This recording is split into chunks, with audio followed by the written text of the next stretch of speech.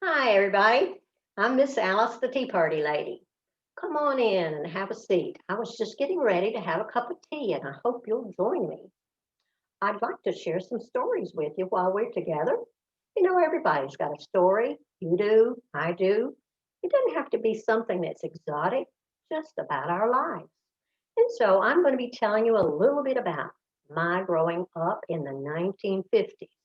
Now, some of you may relate to everything I say. Some of you in the audience may be a little bit younger and you're scratching your head trying to figure out what is she talking about. But perhaps you heard your either parents or your grandparents talk of some of the things that I might mention. So I hope you'll enjoy some of the things, get a few laughs out of them. And let me just tell you about the fact I grew up in Georgia in just a regular sort of middle class family. Mother was a school teacher and my dad was a photographer.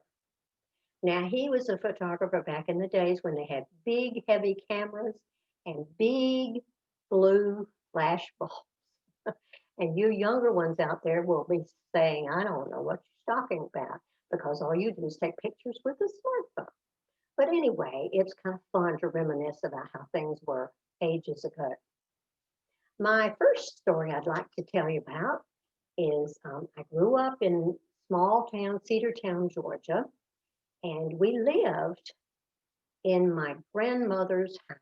She rented the lower level to my family and she rented the upstairs to another family. We had separate entrances. Grandmother did not live with us, which is good. My mother would have never survived if she lived with us. So I have one sister who's 2 years older than myself. And so we did a lot of things together when we were growing up. Now, we lived in this big old house. It was not a fancy house. It was a big old house with high ceilings. And that means a lot of the heat rose to the ceilings and it was drafty around the windows. And my sister and I always had colds throughout the wintertime. Sniffles, coughs, the whole bit, colds. Now, a long time ago, people did not run to the doctor all the time, not as frequently as they do today. As a matter of fact, my family could not have afforded regular doctor trips. So my mother did what other people did back then is they used home remedies. Today we have drugstores and everything, but back then people used home remedies.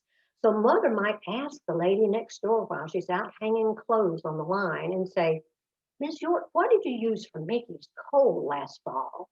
The girls have got a terrible cough and they're keeping us awake at night. Mrs. York would tell her, Mama would go to the drugstore, Daddy would have to drive us to go to the store. She would get it and come home and experiment on us with these drugs. So she had heard about this thing that you could pour the liquid into a pot of hot water and then turn up the heat on the stove. That would cause the steam to rise, bringing the medicine with it. And we were supposed to stand around and breathe this stuff, and hopefully it would loosen up the stuff in your chest. So mother poured this solution into a big can of water, put it on the gas stove, turned up the burner, and she said, stick around, girls. It's going to be ready in a few minutes. There we were standing in our little nightgowns and our bathrobes. So in a moment, we went, put our heads on over the can, and began to breathe in, breathe out, breathe in, breathe out.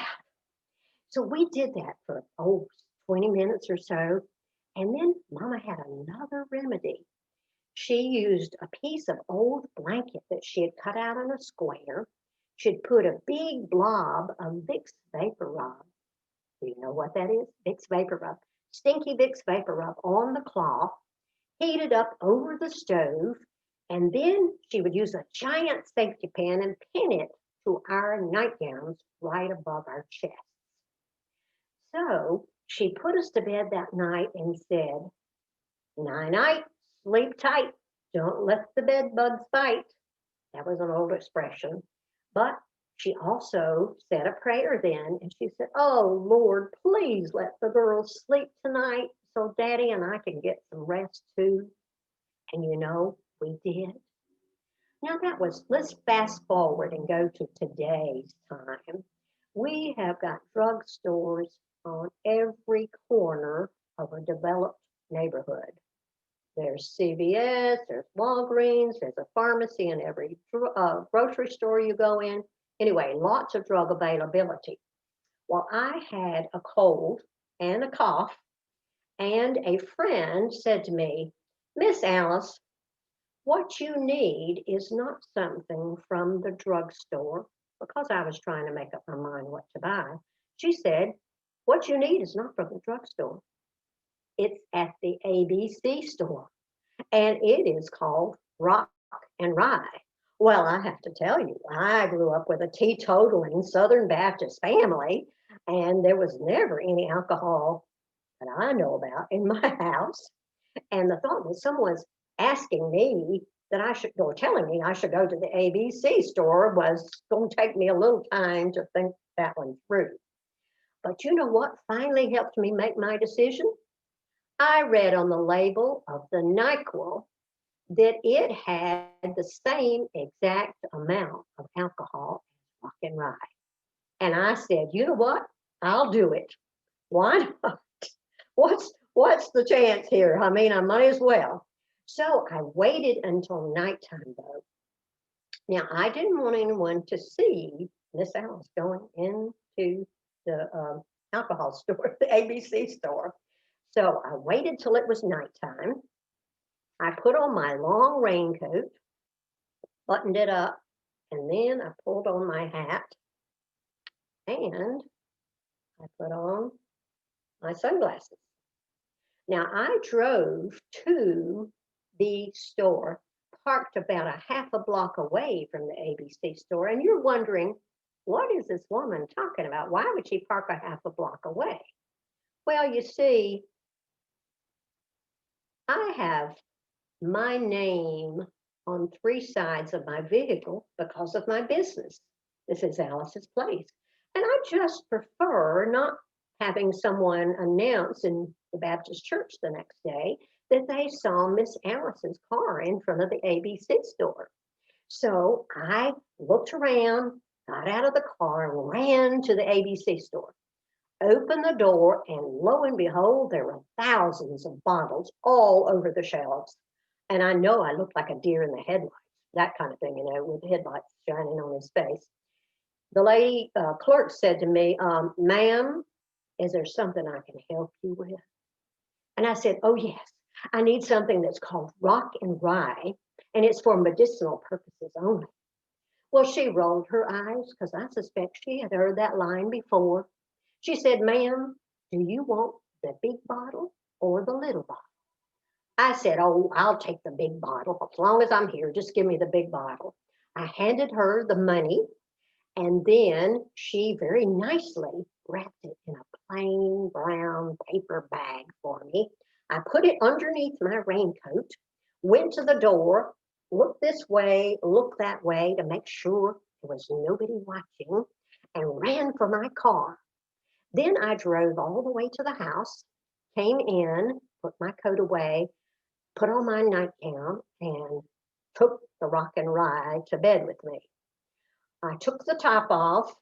I live alone, so it's really not any big deal. I'm drinking out of the bottle, so don't get too excited that that's what I do on a regular basis with other people. Anyway, I took the top off and took a sniff, and ooh, that stuff, it was really strong. But I thought, okay, here I go. So I took two or three glugs. It burned all the way down. But I crawled in that bed, and I want you to know, I slept like a rock that night. And I suspect that might be why they named it Rock and Rye, because it makes you sleep like a rock. So thank you for listening to that little story. And then now I'd like to tell you about another one. When my sister Becky and I were young, it was maybe I was 8 and she was about 10. It was October the 10th. and it was our daddy's birthday. We didn't have any money to buy anything for Daddy for his birthday, and even if we did, my mother never drove a car, and we didn't have but one, and Daddy had it at work. So Becky and I came up with this idea. Why don't we make him a birthday cake? Now, the fact that we'd never made a cake before was totally irrelevant to us. We figured, how hard can it be? So I'd like to sing a little song to start it off with you. And I don't know, maybe some of you remember this. If I knew you were coming, I'd have baked a cake, baked a cake, baked a cake. If I knew you were coming, I'd have baked a cake. How to do, how to do, how to do. Now, some of you older ones might remember that was recorded by Bing Crosby. And that has nothing to do with our story, except I like that song and I wanted to sing it. Okay. Okay, so Becky and I decided we'd get out our little junior cookbook someone gave us and make our very first thing from that cookbook. We found a 2-egg yellow cake. It seemed like it was pretty easy. It even was labeled easy. So we thought that's the one for us. And we picked out chocolate frosting. Now, the fact that we didn't know if Daddy liked chocolate was totally irrelevant because we liked chocolate. We chose chocolate. So we got out all the ingredients. Now, cake mixes had just been invented in 1947. I wonder how many of you listening know who put the first one on the market. Betty Crocker. Those of you that said that, you get the prize. There is no prize. But anyway, Betty Crocker was the one that put out the first cake mix. Now, my family didn't know anything about cake mixes. And even if they did, I suspect my parents would have said, oh, that's too expensive. We can't afford that. We'll make it ourselves. Now, my mother was not worried at all. We think she went out in the garden and messed with her flowers and left us in the kitchen to ourselves to make this cake. So we got out the ingredients. Let's think now, what goes in a cake? Flour, we got that out. Sugar, oh, she lit the oven first because that's what my sister did because that's what you got to do. Flour, sugar, eggs, butter, milk, little baking powder, little vanilla. We got all that stuff assembled on the table, put all of it in the bowl, and that we didn't have a mixer, I don't think. But anyway, Mama wasn't gonna let us use it if we did. So we had to beat that stuff with a spoon, and it took a long time, but we finally got it into the pans, put it in 2 different pans, try to make sure they're the same amount of batter in them. Okay, now we put them in the oven. And oh, it's so hard to wait for something to cook. But because Becky's the big sister, I made sure she was the one that tested it with the toothpick, in the middle to see how well it's getting done. It wasn't done for a while, so we had to put it back in there. The next time she checked it, it was done. She took the pot holders, put the things on a cooling rack, and then we started making the frosting. Well, we sure did like tasting that a lot while we were doing it. Now, we didn't, either one of us, mention the fact that the cake that we made did not turn out to be very tall. We just didn't let it bother us too much. I think we both thought about it, but we didn't let it bother us. We frosted it with chocolate frosting when it got cool enough. And then we hid the cake in the laundry room, which was right next door to the kitchen where we would eat our family dinner that night. So while we were eating our dinner, and I have to say, Becky and I did not eat very much. Guess why? It's because we were busy tasting the batter or chocolate frosting on a regular basis. We were not hungry, not to mention the fact that we were so excited.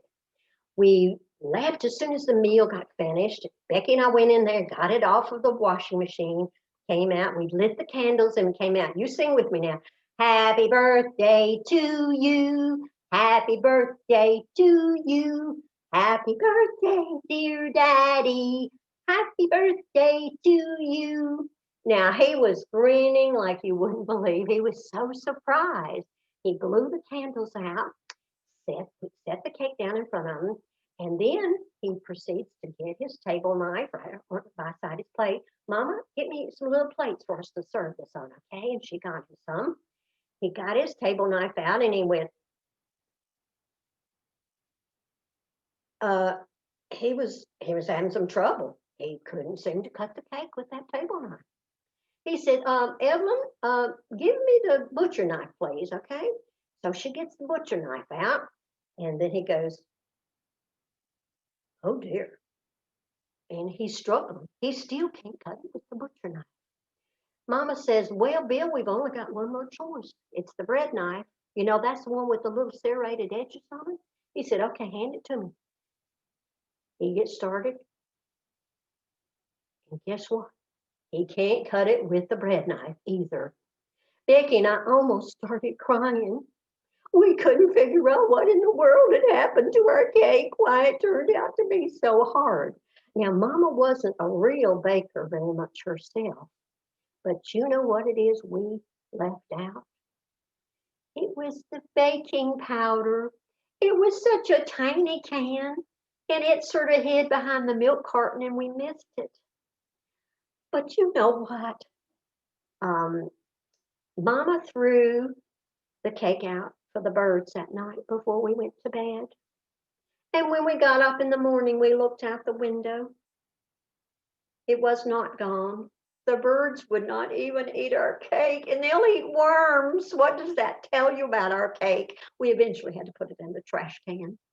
But one thing that my sister and I learned is go over the ingredients several times to be sure you have not left anything out. And we learned our daddy would love us even when we made a mistake. Now, I'm happy to report that my sister grew up to be a fabulous baker of cakes, maker of casseroles, and all that kind of thing. And I have become extremely good friends with Betty Crocker. So that's my story of the first cake that we ever made at age 8 and 10. All right. Another thing comes to mind I wanted to share with you. When we were teenagers, my mother would come around on Saturday afternoon through the house till she found Becky and found me, and she'd say, in the morning is Sunday, girls. That used to irritate me to death. She always said that. Now, let me explain what she meant by that. In the morning is Sunday. That is code language for you are going to get everything ready this afternoon that you are going to need to go to church in the morning, because I am not going to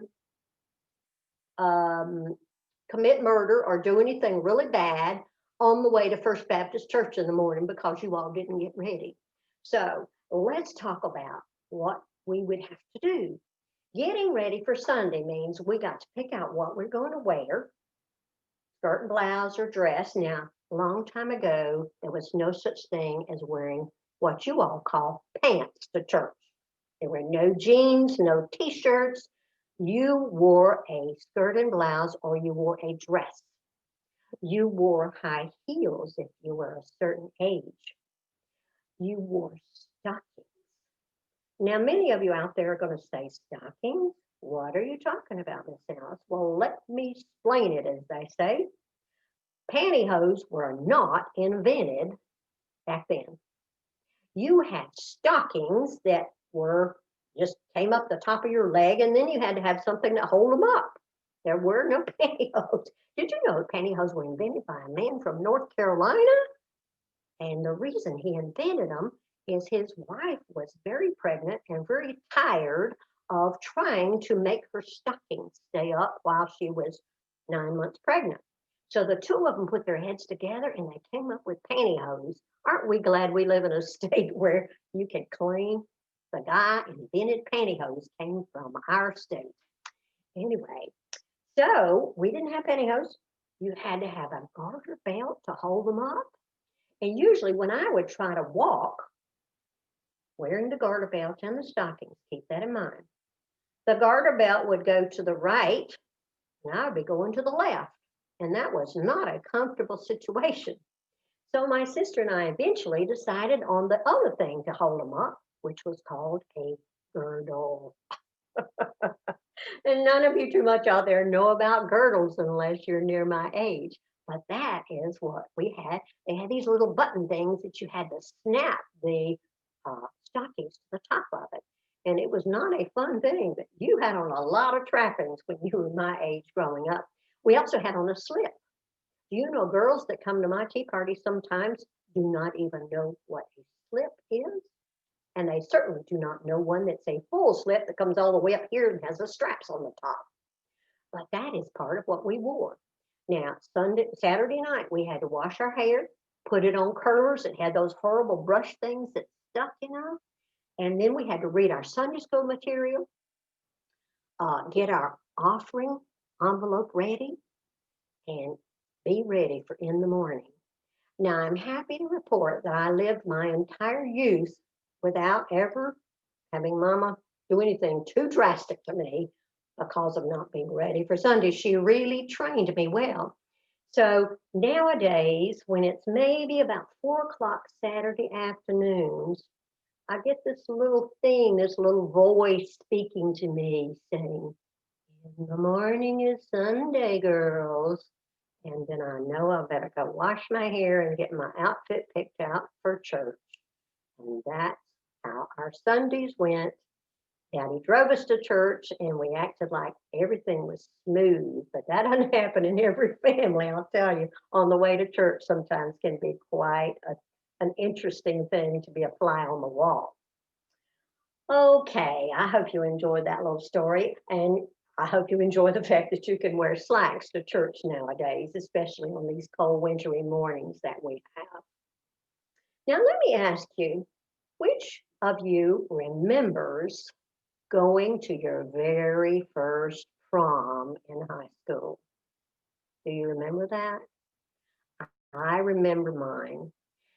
It was a Friday afternoon, and the school principal came on to the intercom system and said, "Young people, I have a nice announcement to tell you. 2 weeks from this Saturday night, the Beta Club is putting on a prom to raise money for the underprivileged in town. And I hope each of you will come, bring your friends, and let's have a good evening. We'll have lots of the teaching staff will be for chaperones, and we, of course, were going boo, boo. Anyway, we were excited about the thought of a dance. Yes, good thing he said it right as class for the day was ending. My next door neighbor, Marty, her name was Martha Gale, but we called her Marty. We were walking home together and we were so excited about the concept of going to the prom. Now, neither one of us had a prom dress. We didn't know what we would wear and we didn't know if any guys would even ask us to go. So that night at dinner, I carried on and on with my family about, there's going to be a prom at our school, Mom and Dad, and I really would love to go. But of course, I know I don't have a fancy prom dress or anything, but I sure hope maybe I could go. And I carried on so much about it. That night, when it was about bedtime, there was a knock, knock, knock, knock at my door. And Daddy said, "Alice, Mom and I have talked about it, and we know how much you would love to go to that prom. So in the morning, I want you to be up bright and early because we're going to drive into Atlanta and go shopping for a prom dress for you." I was so excited I could hardly even sleep that night. But you better believe I was up. I didn't have to be called, even though it was Saturday morning. Did not have to be called to get up. It's time to get up. I was all dressed and ready and in the back of the station wagon before you could say lickety split. So we drove about the 35 miles as it was to get into Atlanta. And Mama had about 3 stores that she tended to shop in. Now, I wasn't born in the basement of one of them, but I laugh and say, yeah, that's where my mother shopped a lot because it was a big store, but they had a bargain basement. So we went into the different floors. They would have, evening dresses or prom gowns, whatever you want to call them. So I'd go in and out of the dressing rooms and I'd come out wearing one, and Mom would say, "Oh, no, that's too low cut. You can't have that one." And Daddy would say, "You're right." I'd go back in and get another one and try it on. Then finally, the last store, we had narrowed it down to two dresses. I really kind of liked one better than the other one, but Daddy could sort of tell I was kind of looking at that one and grinning a lot. And he leaned over to me and said, "Alice, I know which one you really like the best, but I'll have to tell you, I only have $10 left for our family until payday next Friday. So the only one we can buy is this one." He paid the lady, and she very sweetly wrapped it up in a beautiful zippered bag that said Riches on it. And I held that all the way home in the back seat of the car with my mind just going and going and thinking about, oh, that Saturday night prom. We didn't know if anybody was going to invite us or not, but maybe we'd get a phone call. So the following week, my phone rang and it was Danny Mallory asking me to go to the prom. Now, Danny was also called Moose. I don't know the story behind that, but sometimes he was called Danny Moose. So anyway, he was my date for that night, going to be my date. And I went next door to share my good news with Marty. And she said, "Oh, Brad just called me and I am going to go with Brad."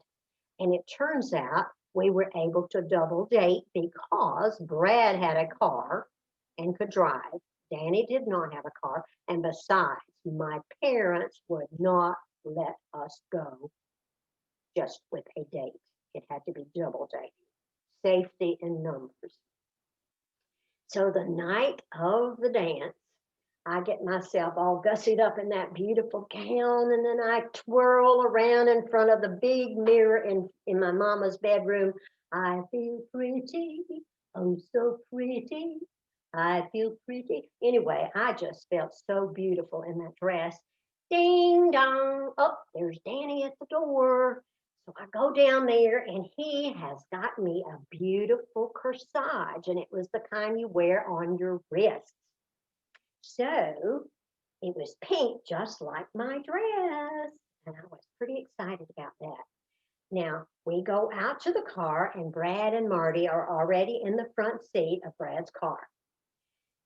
Now, some of you might think that soap operas are just something going on today on television. But back during the time this date was happening that night for the prom, there was kind of a soap opera going on there. You see, Danny Moose had a crush on me. I had a crush on Brad in the front seat, and Brad had a crush on Marty, and Marty didn't have a crush on anybody that I know of. So anyway, we survived the whole night, even though it was kind of a mixed up love thing going on there. We went to the dance and we danced around, and I don't really, I don't remember a whole lot about the dance. I remember about the dress, and I remember who I went with. But do you know what stays with me now? And it's over 50 years that I have remembered the sweetness of the fact that my little daddy, I always choke up when I say this, my little daddy wanted his little girl to be able to go to the prom and spend his last $10 so I could have a drink. Isn't that silly how we get all tearful and emotional about something that happened so long ago? But anyway, I hope that your prom that you might have attended was a fun thing for you and it left a good, sweet memory for you as well. I'm going to switch to something that's a little bit further on in my life. It was when I was in college. Now, it was summers between college. I was working at Lockheed Aircraft. This was in Marietta, Georgia, where they made airplanes and all that stuff. Now, my daddy worked there, and he's the one that convinced them to hire me for the summer in the art department. Well, now I knew nothing about drawing airplanes, and I still don't know, even though I worked there for 3 summers. He convinced them I was going to be a good employee. Well, it was, say, a Saturday afternoon, and I was reading the newspaper, and Daddy was in the room, and I suddenly saw an ad for an art class, a life drawing class at High Museum in Atlanta. And I immediately said, "Oh, Daddy, look, there's an a life drawing class going to be at the High Museum in Atlanta, and it starts next week. I wonder if I could go to that." And Daddy sort of said, "You know what else? I believe it seems a little expensive, but I'd like to go too." Now, my daddy had had 4 years of art school at a school in Milwaukee, way up north. And so gave me the money, the check, I mailed it in. And then the week that the class started, I was so glad because it's such a long way to drive. And in the city, it's kind of scary when you're a new driver. So we got to the museum place, parked the car, and went in. We were supposed to take our own drawing materials, and the class would provide us with the big sheets of paper. We found our class, went in, the professor said, "Everyone get yourself an easel picked out, get your materials out, and our model will be in just a few months." Well, now I sat right beside Daddy because I didn't know anyone else in the class, and it was kind of nice to know someone. So in a few moments, this young lady walks in, and she's wearing a very attractive raincoat. She steps up onto the platform in the middle of the room, proceeds to unbutton her raincoat, drops it on the floor, and in a Southern expression, that young lady was naked as a jaybird. Now, this was very shocking to me. It's one thing to be in the class and see this happen. And it's not that I haven't seen a naked lady. What do I say? I have a full length mirror of my own. And, but I was a little bit more embarrassed because I was in the class with my daddy. That just somehow or another seemed a little bit strange. Now, my daddy didn't seem to be bothered by that at all. He just got out his charcoal and started his drawing. Now, I don't remember producing anything decent in that class. I don't remember how long we stayed in it. Maybe it was 3 or 4 weeks or something. But typical of things back then, there was not one word of discussion about there being a naked model in the class on the way home with my daddy and me. And it occurred to me, he went to college or art school in Milwaukee, a co-ed school, probably had nude models on a regular basis. And I was going to an all-girls school in Podunkie, Milledgeville, Georgia, and I guarantee you we never had any naked ladies to model for us or naked men. And typical also, not a word was said about that when we got home because my mother would have had a conniption fit and told us, "Bill, you are not taking our daughter back to that terrible class." So anyway, that's a little secret that was just so funny to be able to say that I was in a class with a naked lady with my dad one time. So I still am not one who can draw the naked body very well. So anyway, that was a fun experience to be able to tell my friends about later on. Now, I'd like to close with one little story that's kind of in modern day. And I know all of you in North Carolina have heard of the Biltmore House in Asheville. Many of you may have heard also of a TV series called Downton Abbey. Now, I'm not a TV watcher. I don't even have television. But after 3 people had said to me, "Miss Alice, have you been watching Downton Abbey?" And I had not known what in the world they were talking about. I said, "You know what? I'm tired of hearing about this." I went on to Amazon and ordered the first 2 seasons of that because it had already been aired and I could get them reasonably, the DVDs. They came, and after Sunday church, I settled down with the discs and put them in. And I want you to know I binge watched. I watched 7 hours straight of Downton Abbey with only refrigerator and bathroom breaks. Thank you very much. The next night, I watched 2 more hours.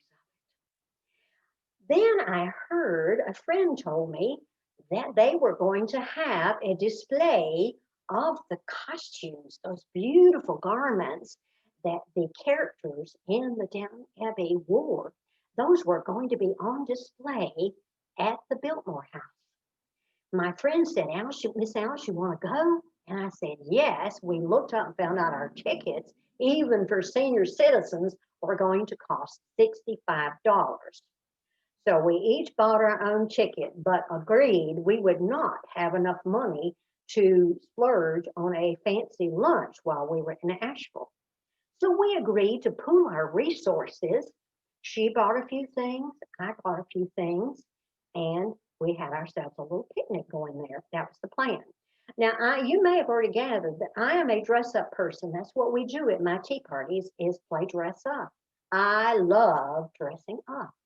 So I was not going to go to the Biltmore House wearing jeans.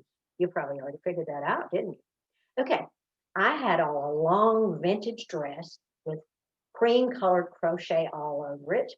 And also, I wore a fancy hat. And my friend likes to dress up too, but she doesn't like to do vintage stuff so much. So she wore a long black dress and a huge, big brim black hat. Now, when I wear a big brim hat, I feel like a toadstool, so I do not wear them. Instead, I like to be subtle and wear things like feathers. But everywhere we went in the Biltmore House, people would go, oh my goodness, can we take your picture? And after a while, I just got to where I was liking it real well. I said, sure. So every room we went in, they were people wanting to take our pictures. So after we got done with the tour, I asked the tour guide, I said, ma'am, could we possibly eat our picnic lunch on the ground somewhere here at Biltmore House? And she said, oh, sure, anywhere. I had visions of us getting arrested for eating a picnic lunch on the grounds. So when she said we could, I thought, that's great. So I drove us over to the garden shop. Linda got her things out.